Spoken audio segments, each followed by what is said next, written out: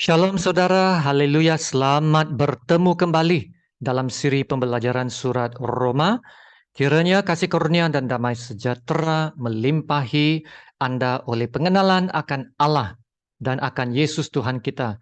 Haleluya, kita masuk ke dalam bab yang baru, bab 10, 3 ayat yang pertama dengan tajuknya Kesungguhan Iman yang Berpusat pada Kristus. Mari kita baca ayat yang pertama. Saudara-saudara, keinginan hatiku dan doaku kepada Tuhan ialah supaya mereka diselamatkan. Sebab aku dapat memberi kesaksian tentang mereka bahwa mereka sungguh-sungguh giat untuk Allah, tetapi tanpa pengertian yang benar.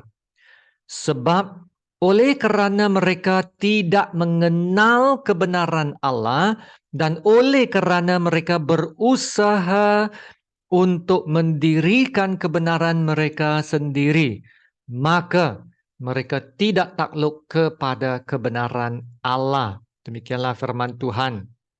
Pada perkongsian yang lalu, Paulus telah memberitahu bahwa bangsa-bangsa yang bukan Yahudi telah dapat beroleh perbenaran kerana mereka perolehinya melalui iman. Sebaliknya, bangsa Yahudi tidak dapat beroleh perbenaran mereka. Kerana dalam ayat 32 ini mengatakan mereka mengejarnya bukan kerana iman tetapi kerana perbuatan. Oleh kerana ada sebahagian daripada orang-orang Yahudi yang tidak percaya atau menolak Yesus, maka Yesus pun menjadi batu sandungan kepada mereka. Ya, sekarang dalam bab 10, Paulus menyambung dari apa yang telah dia kongsikan tentang keselamatan untuk bangsanya. Khususnya, Paulus menjelaskan kenapa mereka belum dapat diselamatkan. Kita balik kepada ayat pertama ya. Paulus memulakan ayat pertama bab 10 ini dengan cara yang sama dia memulakan bab 9 sebelum ini. Ya, Paulus menyatakan keinginannya yang sangat kuat mau melihat keselamatan untuk bangsa-bangsanya. Ya, Paulus mengatakan keinginan hatiku dan doaku kepada Tuhan ialah supaya mereka diselamatkan. Dari sini kita tahu ada sebahagian bangsa Israel yang belum diselamatkan. Inilah kebenarannya. Walaupun mereka adalah umat pilihan Allah, ya umat yang teristimewa, tapi mereka juga perlu diselamatkan. Sama seperti semua manusia di muka bumi ini. Tiada pengecualian. Ya, keistimewaan mereka bukanlah syarat mereka untuk dapat diselamatkan secara otomatik. Bangsa Israel juga perlu diselamatkan. Itulah keinginan hati dan doa Paulus. Dan hati Paulus adalah benar. Dia belum lagi putus asa dengan bangsanya. Dan dia percaya bahawa bangsanya dapat diselamatkan. Amin.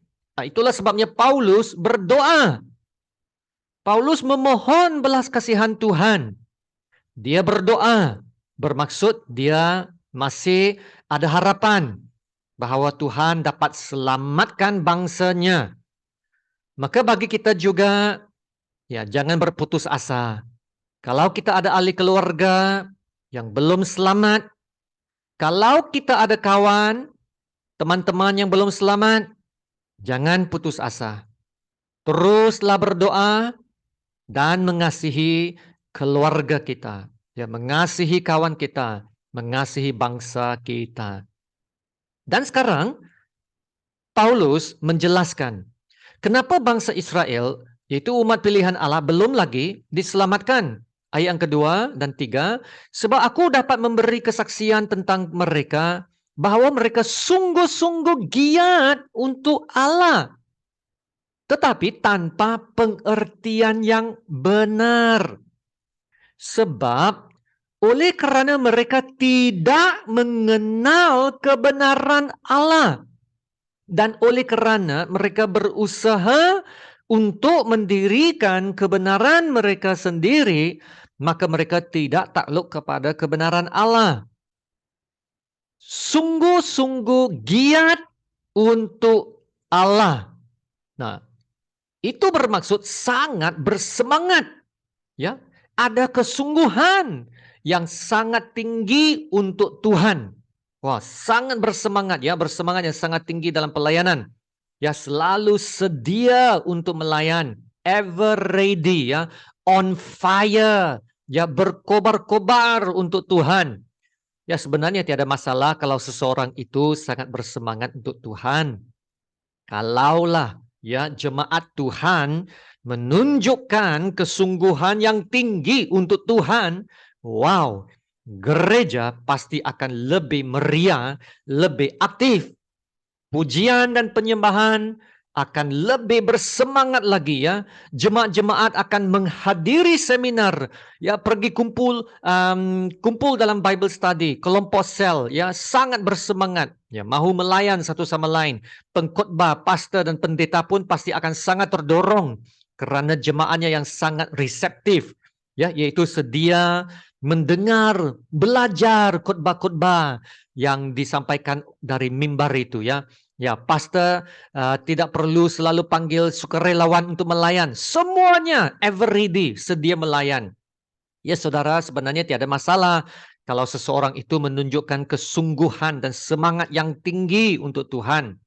Ya, lalu apa masalahnya di sini? Nah, Paulus berkata, mereka sungguh-sungguh giat untuk Allah, tetapi tanpa pengertian yang benar. Tanpa pengertian yang benar. Ini yang sangat bahaya. Seorang yang sungguh-sungguh giat untuk Allah, tapi tanpa pengertian yang benar akan sangat senang menjadi sesat dan terpesong ke jalan yang tidak benar. Kita boleh lihat saja orang-orang yang sangat kuat agama dan mereka sanggup membunuh orang dan membunuh diri sendiri atas nama agama, atas nama melakukan kebaikan. Nah, Yesus pernah mengatakan hal yang sama dalam Yohanes 16 ayat 2 dan 3. Kamu akan dikucilkan, bahkan akan datang saatnya bahwa setiap orang yang membunuh kamu akan menyangka bahwa ia berbuat bakti bagi Allah. Mereka akan berbuat demikian karena mereka tidak mengenal baik Bapa maupun aku. Mereka tidak mengenal baik Bapa maupun aku. Nah, itulah juga maksudnya tanpa pengertian yang benar. Kalau kita perhatikan gereja-gereja yang palsu hari ini, ya, mereka sungguh-sungguh sangat giat untuk Allah. Dan kesungguhan mereka kadangkala membuat kita malu juga. Ya, mereka sangat giat membuat penginjilan. Mereka membawa bag yang berisi Alkitab edisi gereja mereka. Ya, mereka pergi melawat setiap rumah. Mereka mengetuk setiap pintu rumah. Mereka mengongsikan Injil. Tapi itu adalah Injil yang palsu, yang tidak percaya Yesus adalah Tuhan. Mereka sungguh-sungguh giat untuk Tuhan, tapi tanpa pengertian yang benar. Ya, mereka tidak benar-benar mengenal Tuhan Yesus dan kebenaran. Satu contoh yang baik adalah Paulus sendiri, yang penulis surat Roma ini, yang berduka cita untuk bangsanya. Ya, sebelum ini Paulus memang adalah orang yang sangat kuat agama. Kalau tentang menunjukkan kesungguhan yang tinggi untuk Tuhan, ya Paulus boleh berkata ini dalam Filipi bab 3 ayat 4, ya. Sekalipun aku juga ada alasan untuk menaruh percaya pada hal-hal lahiriah, jika ada orang lain menyangka dapat menaruh percaya pada hal-hal lahiriah, aku lebih lagi disunat pada hari ke-8 dari bangsa Israel, dari suku Benyamin, orang Ibrani asli, tentang pendirian terhadap hukum Taurat. Aku orang Farisi, tentang kegiatan. Aku penganiaya jemaat. Tentang kebenaran dalam mentaati hukum Taurat. Aku tidak bercacat. Wow, Paulus ini seorang yang kuat agama. Tapi dia adalah penganiaya jemaat Tuhan. Tahukah Anda, dialah orang yang merencanakan kematian Marte pertama, yaitu Stefanos. Dan Paulus menyangka dia melakukan ini untuk Tuhan, berbuat bakti bagi Allah. Tapi adakah Tuhan memberi perintah itu kepada Paulus untuk melakukan pembunuhan terhadap anak-anak Tuhan? Tidak. Nah, inilah yang Yesus maksudkan. Dia tidak mengenal baik Bapa maupun aku. Itulah bahayanya. Bila kesungguhan agama tidak disertai kebenaran dan pengenalan akan Tuhan Yesus yang benar. Ya saudara, kesungguhan agama mesti disertai dengan kebenaran. Kalau tidak ada kebenaran yang membimbing kita, kesungguhan agama adalah sangat bahaya dan boleh memesongkan kita ke jalan yang sesat, melakukan apa yang tidak benar. Ya, dalam cerita Paulus, hanya apabila Tuhan menyatakan dirinya kepada Paulus dalam perjalanannya ke Damsyik, barulah Paulus mengenal Tuhan secara pribadi dan hidupnya itu berubah. Dia sadar bahwa apa yang dia lakukan selama ini adalah salah tanpa pengertian yang benar. Ya, hanya sungguh-sungguh dalam nama Tuhan, tetapi tidak mengenal Tuhan. Dan karena telah bertemu dengan Tuhan dan hidupnya berubah, maka sekarang Paulus bersedih hati. Dia berduka cita untuk bangsanya sendiri. Karena Paulus sadar mereka juga sama seperti Paulus yang dulu, yang sangat kuat agama, tapi belum lagi diselamatkan. Tidak mengenal kebenaran Allah tanpa pengertian yang benar. Maka Paulus mengatakan dalam ayat yang ketiga, sebab oleh kerana mereka tidak mengenal kebenaran Allah. Dan oleh kerana mereka berusaha untuk mendirikan kebenaran mereka sendiri, maka mereka tidak takluk kepada kebenaran Allah. Sebelum ini, Paulus dalam bab 9 telah menjelaskan mereka sungguh-sungguh mengejar perbenaran, yaitu cuba mencapai keselamatan dan syurga bukannya melalui iman, tetapi melalui perbuatan mereka sendiri. Kita sudah bahas panjang lebar perbezaan iman dan perbuatan, ya. Mereka mahu mencari jalan keselamatan dan perbenaran melalui cara sendiri. Mereka memikirkan bahwa mereka harus hidup melakukan hukum-hukum Taurat, yaitu kewajiban keagamaan, ya, sebagai jalan untuk mendapat perkenaan Tuhan itu. Tapi Tuhan telah pun menyediakan jalan yang lebih baik, yaitu dalam Galatia 3:13 mengatakan Kristus telah menebus kita dari kutuk hukum Taurat dengan jalan menjadi kutuk karena kita. Sebab ada tertulis, terkutuklah orang yang digantung pada kayu salib. Haleluya. Ya, Tuhan telah menyediakan jalan keselamatan melalui Yesus yang datang untuk menebus mereka dari kutuk hukum Taurat. Tapi mereka tak mau takluk kepada kebenaran Allah.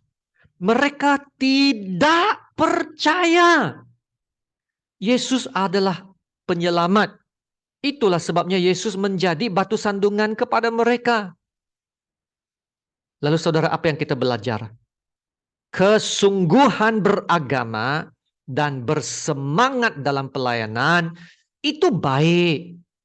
Tapi mestilah disertai pengertian yang benar dan pengenalan yang benar tentang Yesus Kristus. Kalau setuju katakan amin. Ya, jangan hanya jadi ikut-ikutan. Ya, akan senang diperdayakan apabila penyesat ya datang menawarkan sesuatu yang lebih menarik. Ya, jangan juga terlalu ikut perasaan. Ya, mesti dipandu oleh kebenaran. Sebab perasaan hanya sementara. Kebenaran itulah yang kekal. Dan iblis boleh main dengan perasaan kita. Iblis boleh memperdayakan perasaan kita.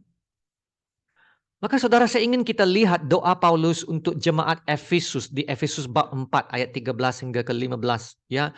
Untuk mencapai pertumbuhan yang alkitabiah ya. Paulus mendoakan agar kita memiliki pengetahuan yang benar tentang anak Allah. Itu yang penting.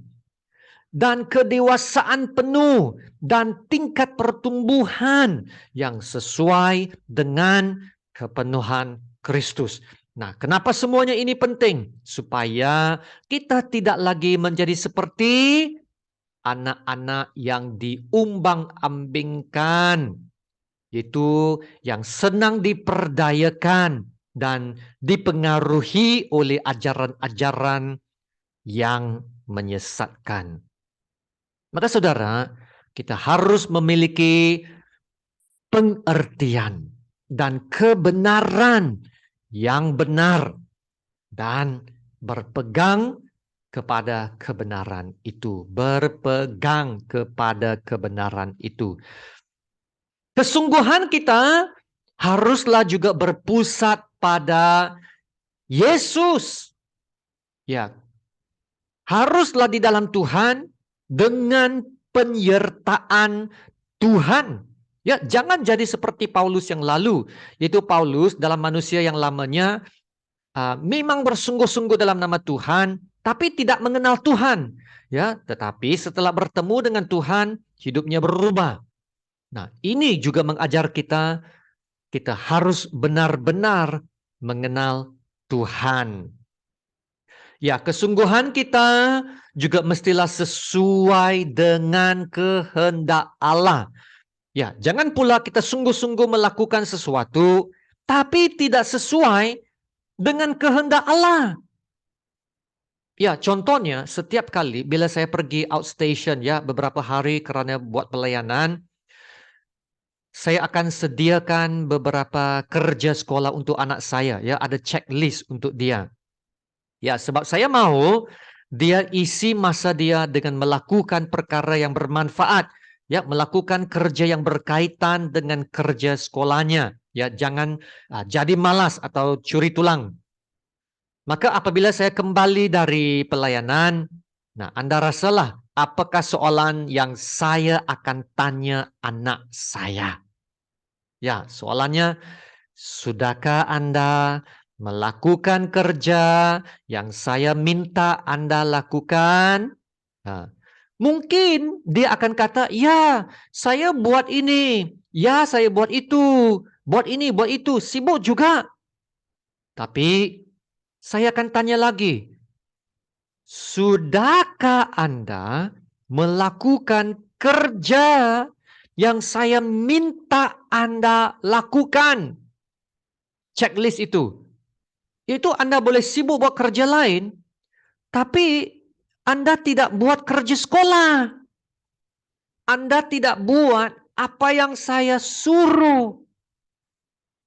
Ya saudara, apabila Yesus datang kembali, Yesus akan tanya soalan yang sama juga. Adakah Anda telah hidup melakukan kehendak Allah? Maka saudara, biarlah semangat kita bersesuaian dengan kehendak Tuhan. Ya, untuk itu kita harus tahu kebenaran. Ya, dan melakukan kebenaran itu. Ya, perlu ada pengertian.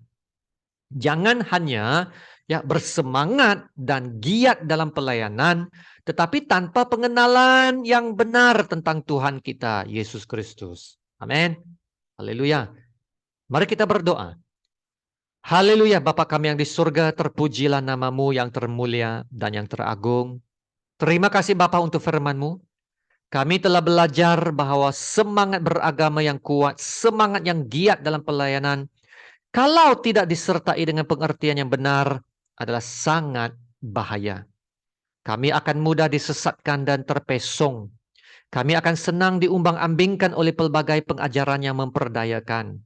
Kalau tidak memiliki dasar yang kukuh dalam pengetahuan yang benar tentang kebenaran dan Tuhan Yesus. Ya Tuhan, semoga pengajaran hari ini akan menyadarkan kami betapa pentingnya hidup kami harus berpusat pada pengenalan yang benar tentang Tuhan Yesus dan berakar pada kebenaran firman-Mu. Itulah yang harus menjadi terutama yang harus kami usahakan. Ya Tuhan, tolonglah kami untuk bertumbuh dalam kedewasaan penuh dan tingkat pertumbuhan yang sesuai dengan kepenuhan Kristus.